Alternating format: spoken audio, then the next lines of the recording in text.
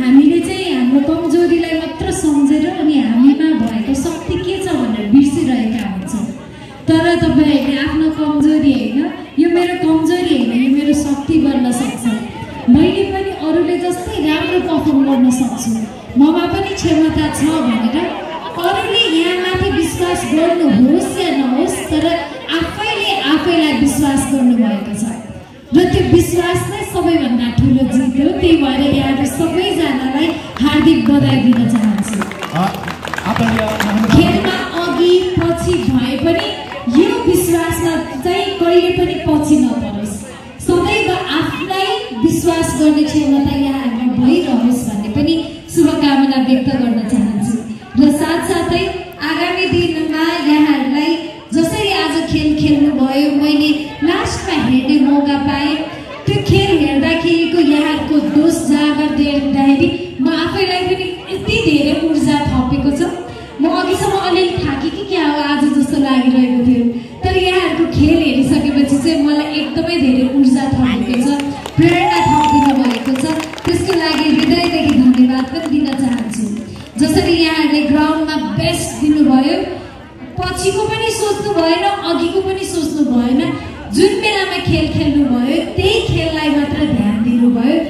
यसरी नै जीवनमा हिजो पनि नसोचिकन अनि सँगसँगै भोलिको पनि नसोचिकन आज चाहिँ एकदमै खुसी भएर रमाएर हामी सबैजना बाँच्न सकौँ, यो हामी सबैजनाको लागि पनि शुभकामना व्यक्त गर्न चाहन्छु।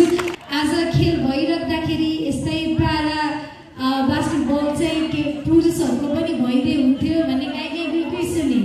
धेरै जस्तो खेलमा चाहिँ के हुन्छ भन्दाखेरि पुरुषको खेल पहिले हुन्छ अनि पुरुषको खेल भइसकेपछि चाहिँ ए राम्रो रहेछ भनेर अनि फेरि महिलाहरूको पनि खेल हुन्छ।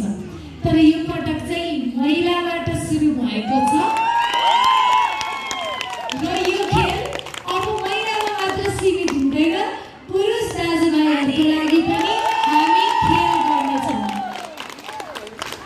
र यसको साथै यहाँहरू सबैजना आज सानो टिममा हुनुहुन्छ, भोलि नेसनल टिम, र यहाँहरूलाई चाहिँ एकदमै मनैदेखि अघि खेल खेलिरहनु भएको हेर्दाखेरि ओहो पारा ओलम्पिक्समा हाम्रो नेपाली दिदीबहिनीहरू देख्न पाएँ। मैले चाहिँ सपना बुनिसकेँ है, र यसै गरी यो सपना चाहिँ मेरो मात्र होइन, यहाँहरूको त अझ धेरै ठुलो सपना हो।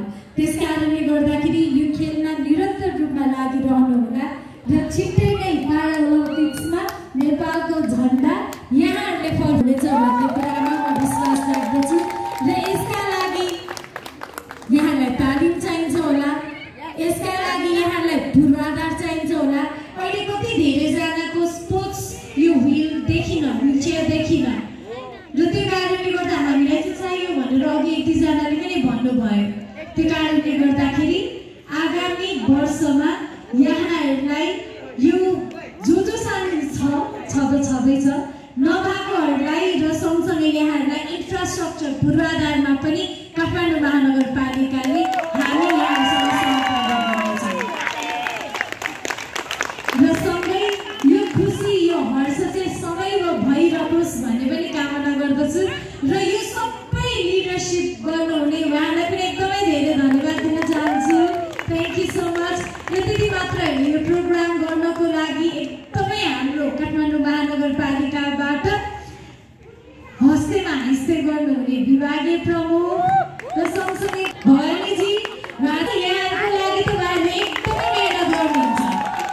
र मैले पनि यहाँको बारेमा केही जानकारी चाहियो भने मैले पहिलो डायल गर्ने फोन चाहिँ उहाँलाई हो, के हुँदैछ भवानीजी भनेर सोध्छु मैले उहाँलाई। त्यो कारणले उहाँलाई पनि एकदमै धेरै धन्यवाद, धेरै धेरै धन्यवाद उहाँलाई पनि।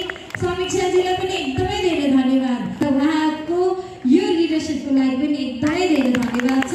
यो काम अब हामी निरन्तर रूपमा गरिरहनेछौँ। र सँगसँगै हाम्रो समिति पनि छ यहाँहरूको लागि भनेर, सामाजिक क्रियाकलापहरूको लागि भनेर समिति छ। समितिबाट सदस्यले यति धेरै महत्त्वपूर्ण समय दिनुभएको छ, यहाँहरूको खेललाई प्रोत्साहन दिनुभएको छ, त्यसको लागि उहाँलाई पनि एकदमै धेरै धन्यवाद छ। हाम्रो समितिको अर्को सदस्यलाई पनि धन्यवाद छ। र अर्को कुरा, यो ठाउँ नभएको भए आज खेल कहाँ हुन्थ्यो होइन, त्यही भएर स्कुललाई पनि एकदमै धेरै धेरै धन्यवाद दिन चाहन्छु। र यहाँ सबैजनालाई फेरि एकपटक धेरै धेरै बधाई छ र आगामी दिनको लागि पनि शुभकामना व्यक्त गर्न चाहन्छु। आज जस्तो हाँसो यहाँहरूको अनुहारमा देखेको छु